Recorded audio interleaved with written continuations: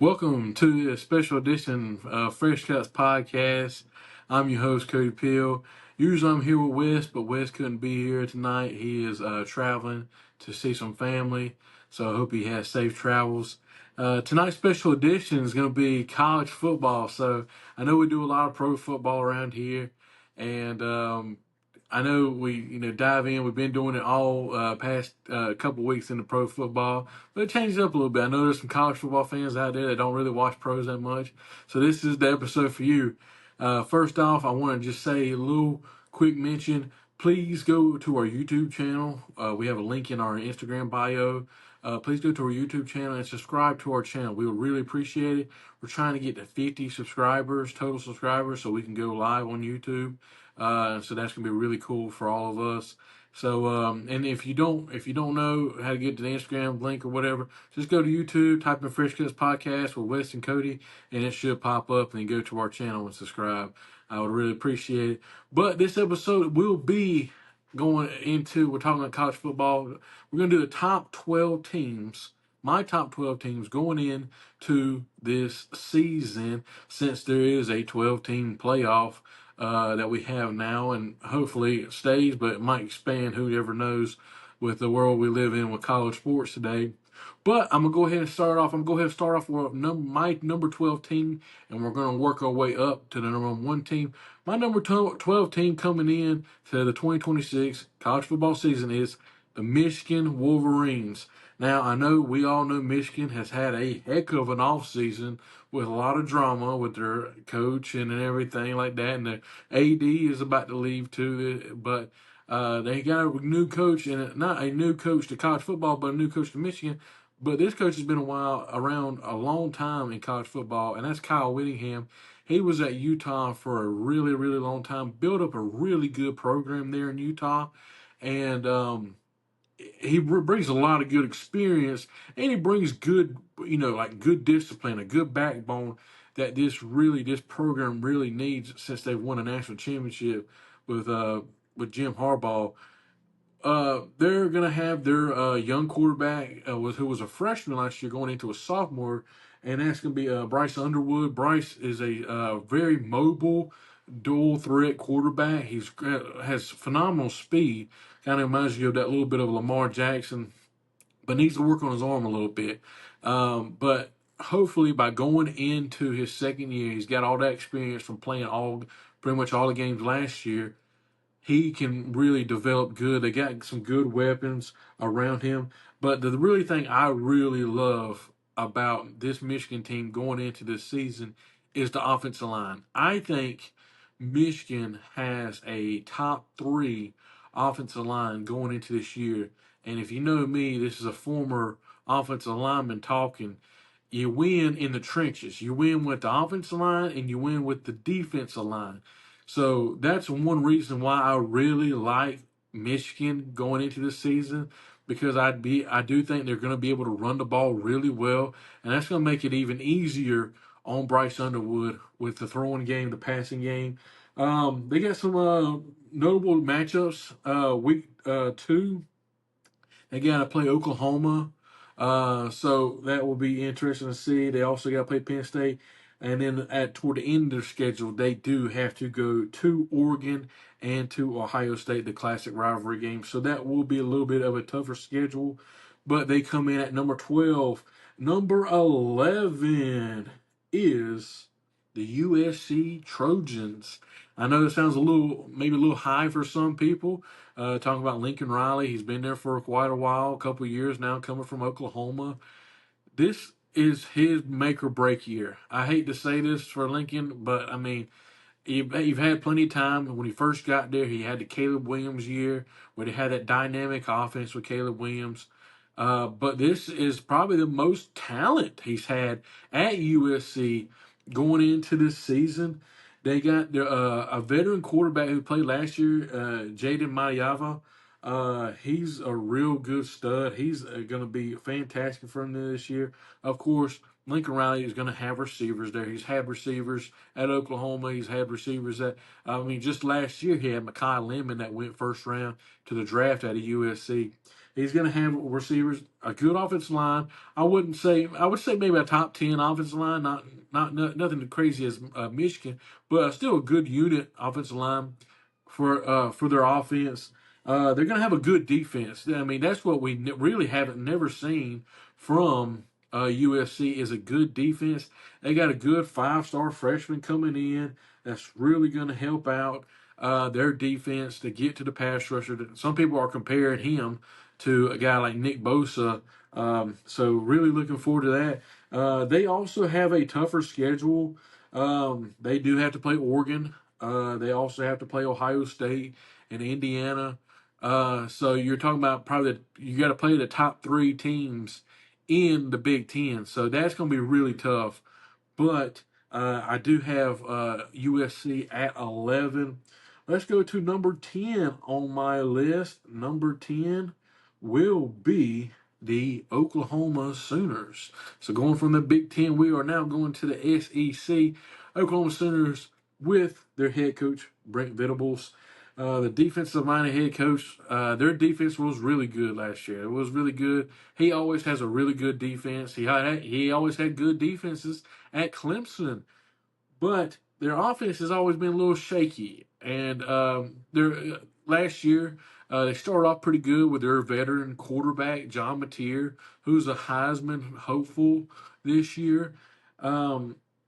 But they never really got it going on offense. Never really had that one guy as a breakout guy on offense. We always know Oklahoma for their running backs, and you got remember guys like Adrian Peterson and DeMarco Murray and Samaje Perine, a bunch of running backs, Trey Sermon, a bunch of good running backs that come out of Oklahoma, but we just haven't got that lately out of Oklahoma for their offense to help out a guy like John Mateer on their offense.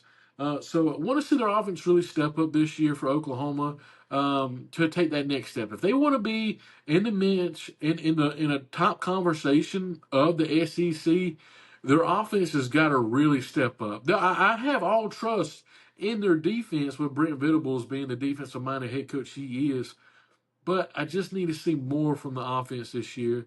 That's why they are in at 10. They also, like I said, they got to play Michigan week 2, and then they got to play Georgia after that, and then Texas after that. So a tough beginning of their schedule for Oklahoma. But if you can get through that, it's going to look really, really good for the Sooners. Going to number 9. Number 9, I have, staying in the SEC, the Ole Miss Rebels. Of course, we all know that they had a lot of drama last year with their former head coach Lane Kiffin going to LSU. Now under Pete Golding, who was the defensive coordinator last year, they had a great run at the end of the season. I mean, what a great run! It was so much fun to watch them beat Georgia and then go against Miami in just a classic game, bowl game, a playoff game. It was just unreal. It was back and forth. And how about Trinidad Chambliss? I mean, Trinidad Chambliss comes back for this upcoming season. I think it's going to be his like 5th or 6th year. He got plenty of experience playing at quarterback at this level. But he was phenomenal. I mean, one of the best quarterbacks I saw in the playoffs this past year, and it was just unreal.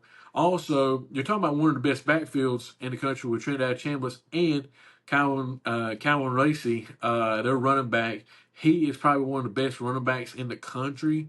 And so I really like that backfield for the Ole Miss Rebels. You just want to see Lane Kiffin was the brains of this offense. And so what you want to see is will the offense keep going like it finished? Because the play caller who was calling those plays for Ole Miss in the playoffs is now at LSU with Lane Kiffin. And so will the offense be able to be as high powered as it was in the playoffs last year?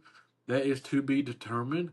But I still think their defense is still going to be really good. Pete Golding is an excellent defensive coordinator. Now the head coach, he's still going to be focusing on defense. And so I really like where they're going to go this year. They start off with Louisville. out of the ACC, which will be a good first game.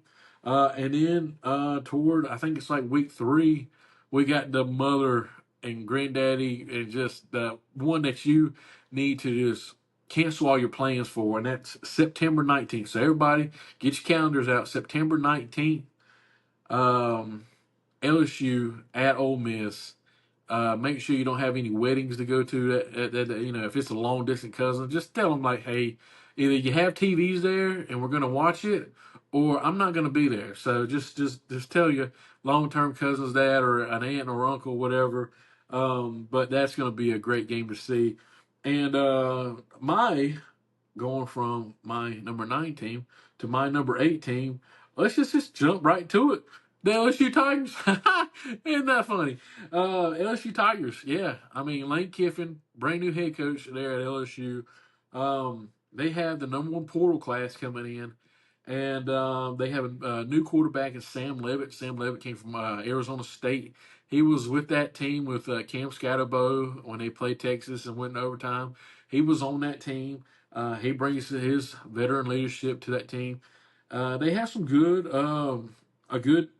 weapons around them. They got Trey Green, which is probably the top tight end in the country. He's around 6'7", and he's just a freak of nature. He's just a great red zone threat at 6'7". Good offensive lineman. They got one of the best left tackles in the transfer portal out of Colorado and Jordan Seaton. Um, and their defense is going to be really good too. Their defense, they got Prince Will, Yumi Amiana, Dominic McKinley coming in from transferring in. These guys are just going to be really good. But the thing that I want to mention with LSU is we've seen this kind of with Brian Kelly whenever he was coming from Notre Dame to LSU. He also had Jaden Daniels, and he also had these top tier talent in the number 1 transfer portal class, and yet it failed and it blew up in his face. Can we please get can we please can you show me something different, you know what I mean? Because I've already seen this with Brian Kelly and it go terribly. So if you're an LSU fan, you want to see different results. And so everybody has a lot of faith in Lane Kiffin, and everybody's saying how great of a coach he is because of the work he did down in in Ole Miss. But can you now rebuild and put LSU back on the top of the program, top of the in the top 10 or the top 14 in college football, like they were with the Joe Burrow days? So that is LSU at number 8. Number 7 for me is the Indiana Hoosiers, national championship winners last year. National champion, went undefeated all through the year. Had the Heisman Trophy winner Fernando Mendoza. Had just a phenomenal year. It was just unreal. I never thought I would ever see Indiana win a football championship, but it was very fun last year. I really enjoyed it. Seeing them beat some of the top tier schools last year, that was really cool. They have a new quarterback, TCU transfer. For all the North Carolina fans, they saw TCU pretty good last year. Josh Hoover, coming from TCU, he's a really good quarterback. He can really sling it. He's got a great arm. He's got great accuracy. He's got a little bit of some interception problems, misreading some coverages sometimes. But I believe that Kirsten Signetti's offensive staff can really get him straightened up. He's going to have really good weapons there. And the one thing when I watched Indiana last year, how like guys were so disciplined, how everybody was doing their job, how everybody was in the right position at the right time for the right plays, and it was just I mean, it looked like the old like Alabama days with Nick Saban. These guys were just coached so very well, and the blocking was so good, and the tackling was so good. So I just want to see if them losing that talent with that national championship, usually you see a big drop off. I want to see if they can really just continue to keep on going with this team this upcoming year. They do have a pretty decent schedule, pretty easier schedule. They do have Ohio State on October 17th. So that's going to be the one that we really big, circle real big, and they also have Michigan toward the end of the year. But I have Indiana at number 7. Number 6, I have. Let me see. Number 6, I have the Texas Longhorns. I am going Texas at number 6. I know Wes is probably going to get on to me about this, but I got Texas number 6 because of their talent. I think they really are a really good, talented team. Of course, we all know Arch Manning is probably going to be the biggest name still this year. One of the Heisman hopefuls this year going into the season. They have, Ryan Wingo, Cam Coleman. They got 2 running backs, Hollywood Smothers and Raleek Brown from the transfer portal. They have Trevor Goosby, Brandon Baker, 2 stud tackles. They got a good offense. They also have Colin Simmons at defensive end, and Rasheem Biles, Pitt transfer coming in. They got a really good team. But what you want to see is, can we put it all together? Got a new defensive coordinator coming in. It's just you want to just see, can everybody be able to put it together? And we all know Steve Sarkisian got the offense. We all know that we got to see how the defense is going to go. But they had some struggles. They struggled with Ohio State beginning of the year last year. They struggled with Florida, lost to Florida, struggled with Kentucky, Mississippi State. They started going and playing really good at the end of the season, but you can't do that this year. You have Ohio State week 2 coming into this year, and you don't want to get behind the 8 ball like you did last year. And you can't have Arch Manning starting off slow like he did last year. You got to start off hot, and you got to be able to be physical with these top teams in the SEC. But I have the Texas Longhorns at number 6. And my number 5 team is going to be the Georgia Bulldogs. Georgia is my number 5 team. We're in the top 5 now. We all know Kirby Smart. He's a phenomenal head coach. He's a defensive genius. Their defense is always going to be a top. They're always going to reload on defense with 5-star guys. They have great guys in the secondary, great guys in the secondary, great guys at linebacker. They got Gunnar Stockton. He's also, a guy who's been playing for a while at Georgia now, a senior quarterback. Nate Frazier is one of the best running backs in college football. We know what Georgia has, and they play really good in the regular season. It's just that, will they have enough pieces on offense to be able to keep up with a team like an Ohio State or an Oregon that's a little bit more high powered of an offense to keep up with? Because I don't really know if they got those guys at wide receivers. So that's and Gunnar Stockton, is his passing ability going to be able to take over a game more than his running ability? And so that's why I have Georgia. I want to have Georgia just slightly above Texas. I know people might have every other rankings Texas above Georgia, but until Texas beats Georgia, and Georgia's been the back-to-back SEC champion that recently, you got to keep Georgia there. They're the standard in the SEC. So that's why I have Georgia as my number 5 team. Number 4, and might be a little shocker to everybody out there, but I have the Miami Hurricanes, number 4 team in the country going into the season out of the ACC. They're by far the overall favorites to win the ACC this year.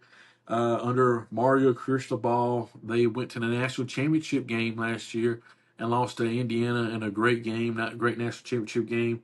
They have Duke transfer Darian Mensa coming in to take the spot of the starting quarterback that Carson Beck was last year. They also have their 2 stud offensive weapons and Malachi Tony, their wide receiver, and then also Mark Fletcher Jr. at running back, who I think is the best running back in the country. Mark Fletcher Jr. they got a good offensive line. They did lose Francis Mauigoa in the draft, but Mario Cristobal is an offensive lineman, and that's what he preaches is the trenches. He wants everybody to get after it, and so he's going to have no more 5 stars to come in and be ready to play for that offense.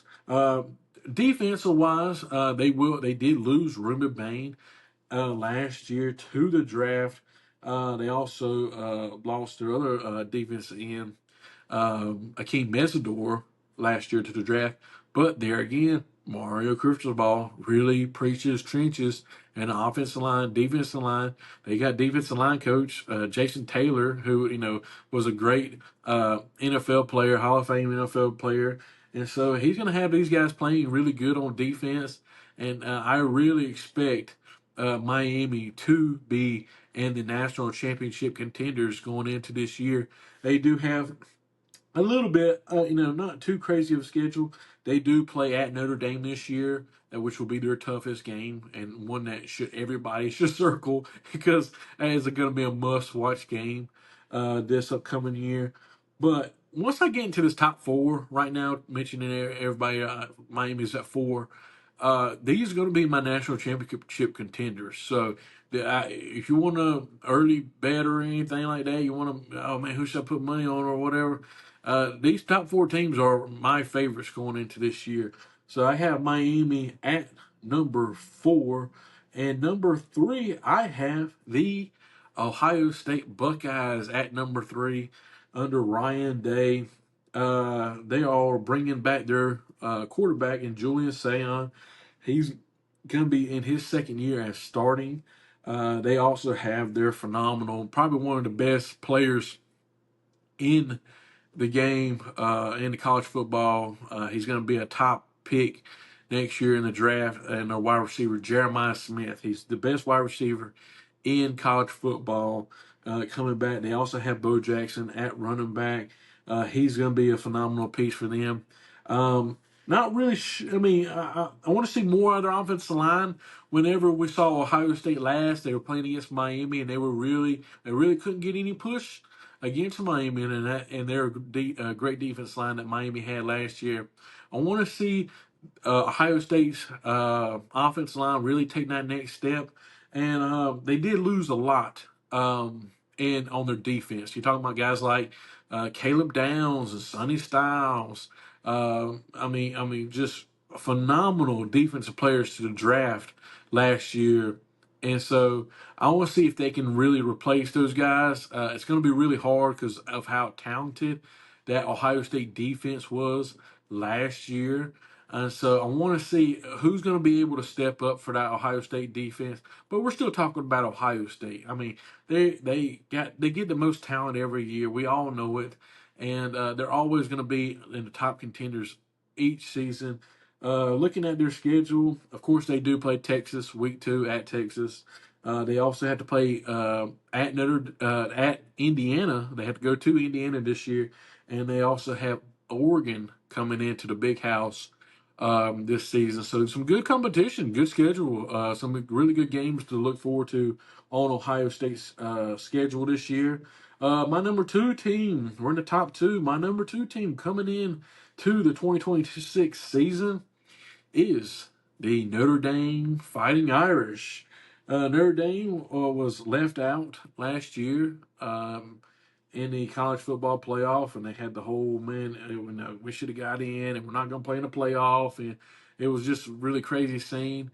But they got a good team. They really are bringing like 14 of their starters from last year's 22. They bring back the quarterback in C.J. Carr, who's right now I think is the Heisman favorite right now according to betting odds. They have, when I mentioned offensive line with Michigan, they have the best offensive line. If I had to do offensive lineman rankings for this preseason going into the season, Notre Dame is number 1. Notre Dame has the best offensive line in the country going into this season.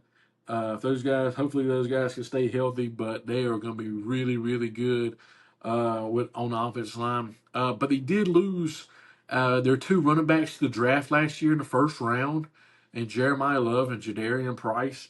And so you want to see who can really step up with that offense on the and running the game. Uh, but I think that knowing Notre Dame and knowing their talent, they always got 5 stars at every position with those gold helmets. I think they'll be fine on offense. And then on defense, uh, they have the best. I would say secondary. I would say the best secondary in the country, and their leader is Leonard Moore. He's going to be a top 5, top 10 pick in next year's draft. He's a lockdown corner for Notre Dame, and they're just going to be really really good on that side too. And also, I mean, they got a really good schedule. I mean, they got a favorable schedule going into this year. Like I said, they do have to play Miami this year, but besides that, it's nothing crazy at all, man. It's actually really favorable. So I really expect Notre Dame to be in the top of the contention, staying in the top 5 pretty much all year long, going in to this season. And now, everybody, please give me a big drum roll where you're at. The number 1 team, you can probably already hear. You're already kind of doing the math in your head right now. My number 1 team going into 2026 is the Oregon Ducks. Oregon had a really good team last year. They got dominated by that Indiana team. They lost. It was just a butt kicking loss. But I love a team that's just wants some redemption. You know what I mean? Just fired up, ready to attack the season. Dan Lanning is got this team ready to go. There's talent all over the place. Let's go ahead and start off with the obvious. Dante Moore, their returning quarterback. He is my Heisman favorite in my books. I predict him to win the Heisman this year. He's a phenomenal quarterback, one of the best throwing quarterbacks in the country. He's also got DeCorey Moore, who was a 5-star freshman last year. He's going into his sophomore year. They got Evan Stewart back, who he was injured and missed all of last year. He's going to be back healthy. They got a star tight end in Jamarian Johnson. He's going to be a really good target for them, and they got a really good offensive line too. I mean, I would put them in the top 3 offensive lines for Oregon too. So that offense is going to be clicking. And then on defense, you're talking about I would say probably the best defensive line in the country that Oregon has. I mean, they're just going to be really loaded on both sides. I think this is one of the most complete teams in college football, and that's why they're number 1 on my list. Looking at their schedule, they do have to go to USC and to Ohio State. That's some of the big games. They will have Michigan at home and Washington at home. So, they got some bigger games on their schedule, but nothing too crazy that, like I said, the Ohio State game is going to be really big in a big house. So we're definitely going to circle that game on our calendar. But I have the Oregon Ducks as my number 1 team going in to the college football season this year. Thank you for watching. I really appreciate everybody tuning in to what me and Wes are doing right now with the sports podcast. We really enjoy it. We really have so much fun. And we really enjoy the feedback that everybody is giving us too. So make sure you please go subscribe to our YouTube channel. Go follow us on Instagram and Facebook, and we're also on TikTok too. And please leave your comments if you think I'm just crazy and I need to, put somebody else in there. If I left somebody out, or go ahead and put in the comments your list. I would really appreciate it. So make sure you, like I said, do all those things, and we will see you soon. I appreciate it, guys. Thank you.